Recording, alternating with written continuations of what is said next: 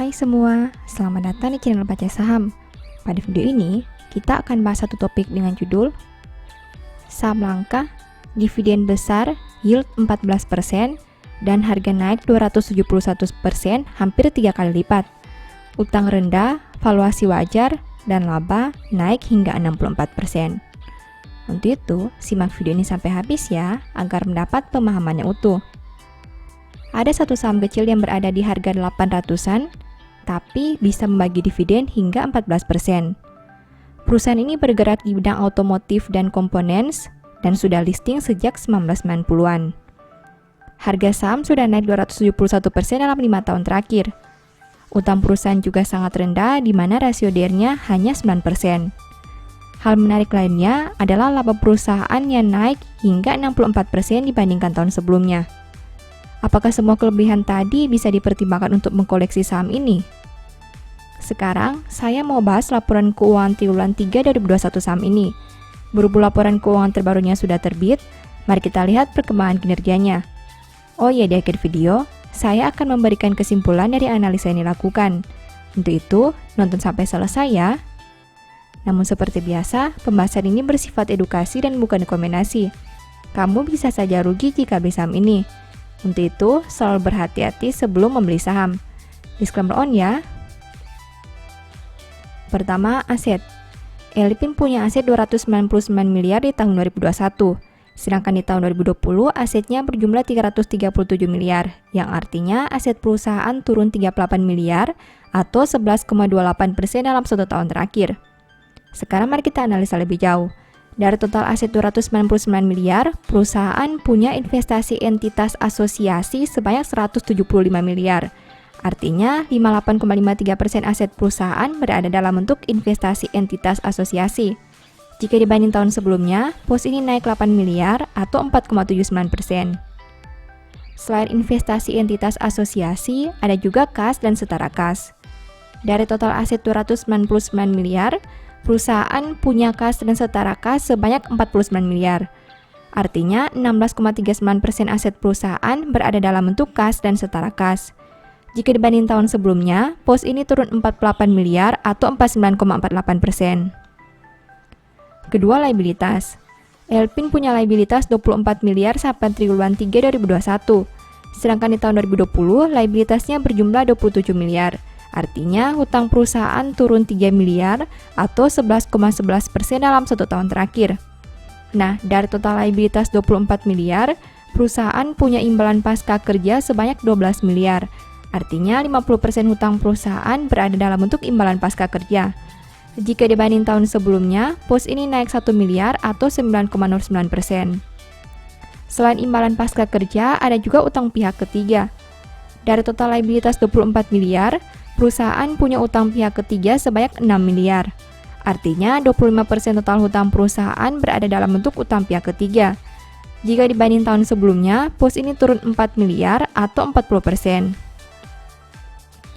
Ketiga, ekuitas.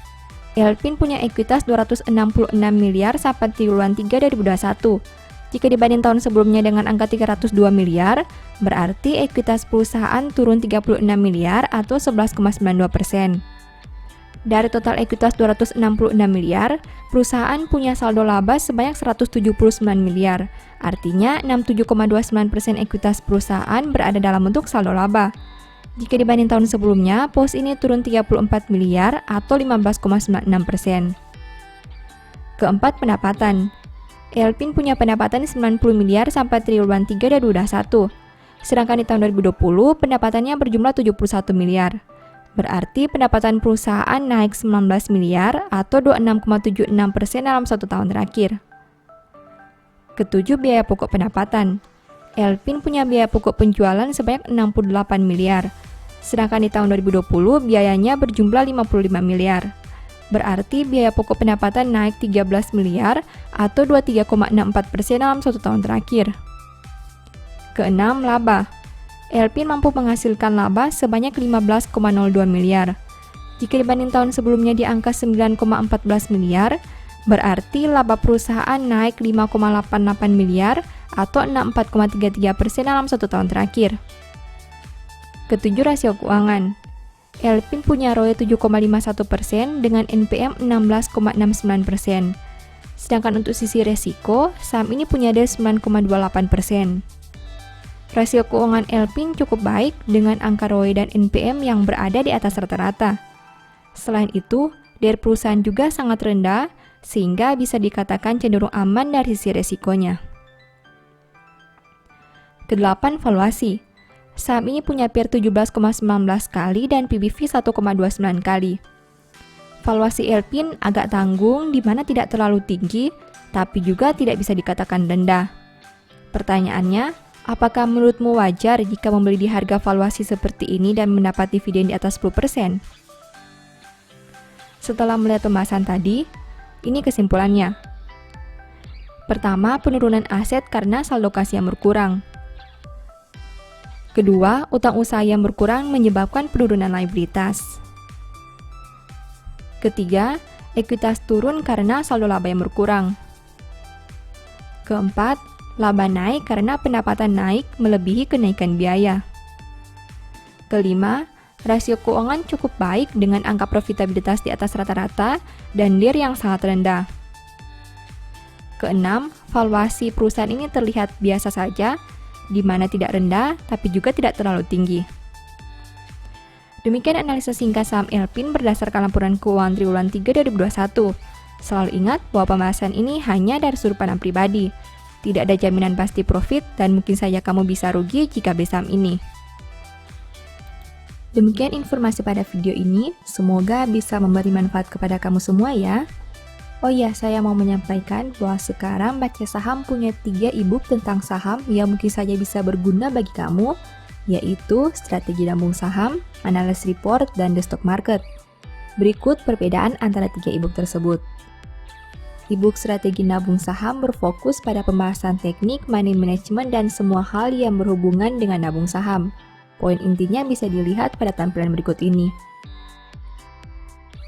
E-book Analysis Report berfokus pada hasil analisa fundamental 12 saham pilihan berdasarkan laporan keuangan terbaru. Poin intinya bisa dilihat pada tampilan berikut ini. E-book The Stock Market berfokus pada panduan bagaimana menganalisa fundamental suatu perusahaan dan money management yang baik. Poin intinya bisa dilihat pada tampilan berikut ini. Apabila kamu tertarik membeli salah satu dari 3 e-book tadi, silakan chat WA ke nomor yang tertera di layar ya. Ingat, hati-hati terhadap semua jenis penipuan yang mengatasnamakan Baca Saham. Baca Saham tidak pernah mengelola dana ataupun melakukan penjualan produk di luar Instagram, YouTube, dan Telegram resmi Baca Saham. Sebagai penutup, saya mau mengutip satu statement yang semoga bisa menjadi semangat bagi teman-teman. Janganlah kiranya kasih dan setia meninggalkan engkau, kalungkanlah itu pada lehermu, tuliskanlah itu pada loh hatimu. Thank you.